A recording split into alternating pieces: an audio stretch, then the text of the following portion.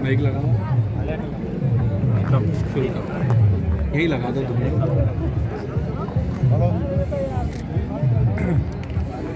सांसद जी और खरगोन बड़वानी लोकसभा के कांग्रेस के प्रत्याशी दोनों आप साथ में मौजूद हैं। किस तरह एक आने वाले समय में चुनाव भी है और आदिवासी वोट निर्णायक है, क्या सोचते हैं क्या रहेगा चुनाव का आगाज हो इस भोंगरिया हाट बाजार को लेकर?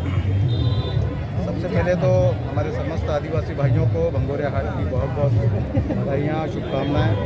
आज मैं इस बड़वानी जिले के निवाली भंगोरिया हाट में मेरे साथ हमारे विधायक राम वर्डी जी भी हैं, हमारे बहुत सारे आदिवासी महिला के नेता भी हैं और हमारे कांग्रेस के भी प्रत्याशी हमारे साथ समूह है। ये हमारे आदिवासी समाज का जो रीति रिवाज कल्चर है उस अनुसार हम लोग हमारा भंगोरिया हाट मना रहे हैं और ये एक सप्ताह पूरा हमारा त्यौहार हमारी संस्कृति के अनुसार हमारे मस्ती के साथ में, मौज के साथ में हम लोग मिलकर मनाते हैं। इसलिए चुनाव का सरगर्मी भी शुरू हो रही है। निश्चित तौर पर चुनाव का जो सरगर्मी है वो शुरू हो रही है, इसलिए अभी तो हम अपना त्यौहार मना रहे हैं, हमारे रीति रिवाज के अनुसार भंगोरिया हाट मना रहे हैं। इस अवसर पर सभी को बधाई देता हूँ, शुभकामनाएं देता हूँ। क्या लगता है आपके सामने दोनों, आपके सामने कैंडिडेट है, मुकाबला आप दोनों में ही है, कौन जीतेगा? निश्चित तौर पर हम जीतेंगे चुनाव और इसमें कोई विश्वास के तौर पर लड़ रहे हैं। देश के प्रधानमंत्री आदरणीय नरेंद्र मोदी जी के विश्वास पर और देश के मोदी जी ने जिस प्रकार से समाज के सभी लोगों ने विकास किया है उसके विकास के आधार पर हम लोग चुनाव मैदान पर हैं और जनता को जो विश्वास मोदी जी के प्रति उस विश्वास के आधार पर बड़वानी लोकसभा का चुनाव निश्चित तौर पर जीतेंगे। सत्य जी, किस तरह चुनाव साथ में है आपके साथ बीजेपी कैंडिडेट?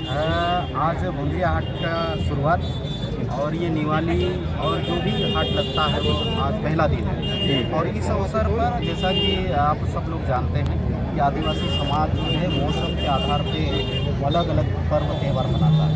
होली का त्यौहार आता है और उससे पहले भोंगरिया हाट लगता है, तो होलिका पूजन की सामग्री खरीदने के लिए भोंगरिया हाट में आते हैं। और एक समय ऐसा हुआ करता था कि खेती का पूरा कामकाज निपटता, फसल बेचते, और उसके बाद सभी परिवार के सारे लोग भोंगरिया हाट में जाते थे। वही परंपरा आज भी चल रही है और इस भोंगरिया हाट में सारे लोग नातेदार, रिश्तेदार, मित्रों से मिलते हैं।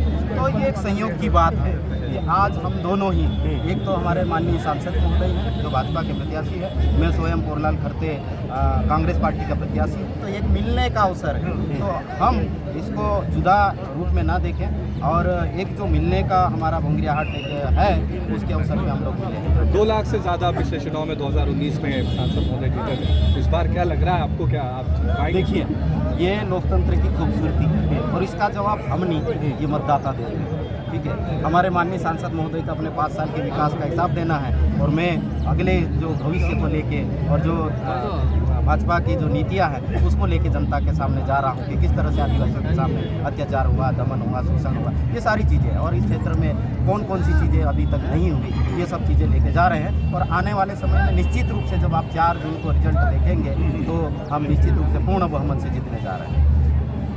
चलो।